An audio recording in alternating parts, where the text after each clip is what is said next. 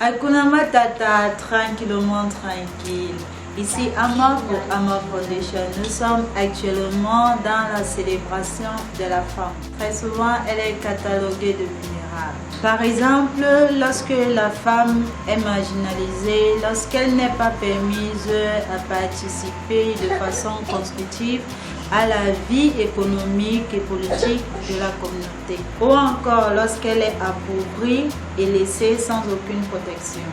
Dans ce sens, la vulnérabilité trouve ses origines entre les interactions des systèmes sociaux, économiques, politiques et psychologiques d'une part, et d'autre part de risques naturels. De manière générale, la vulnérabilité traduit une situation négative avec l'ensemble de la société ou d'un groupe social. En fait, c'est un phénomène intrinsèque et individuel à partir des faiblesses, des blessures, des traumatismes et des dysfonctionnements.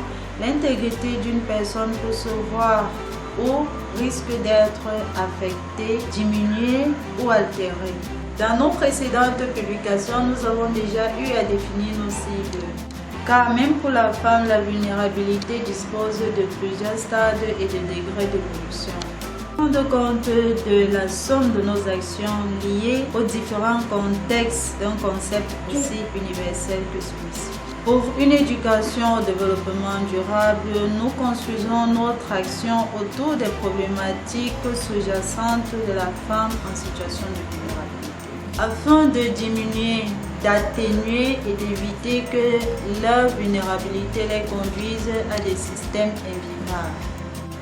À ce propos, nous pensons qu'il existe un rapport entre notre action et le résultat escompté à travers la sensibilisation, la prévention et l'intervention. Lorsque la vulnérabilité de la femme s'identifie à un contexte et des actions ayant des conséquences. C'est pourquoi, à l'occasion de la Journée internationale de la femme, nous vous invitons massivement à vous joindre à nous à la dédicace de cette œuvre littéraire riche en émotions, riche en rebondissements, riche en intérêt, aveuglé, La ruine de Mandy, dont l'auteur est Lamno Tedju.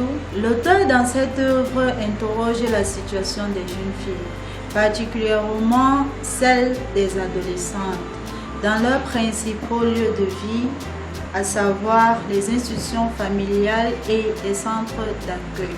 Par ailleurs, il met l'accent sur la vulnérabilité des adolescentes qui sont à cette période de leur vie curieuses de découvrir le monde et de l'explorer. Dans les lectures, nous allons découvrir que le personnage principal connaîtra des sévices qui nécessiteront un accompagnement psychologique, social et familial. Alors, je vous invite massivement ce 8 mars dès 17h à vous joindre à nous pour la dédicace de cette œuvre très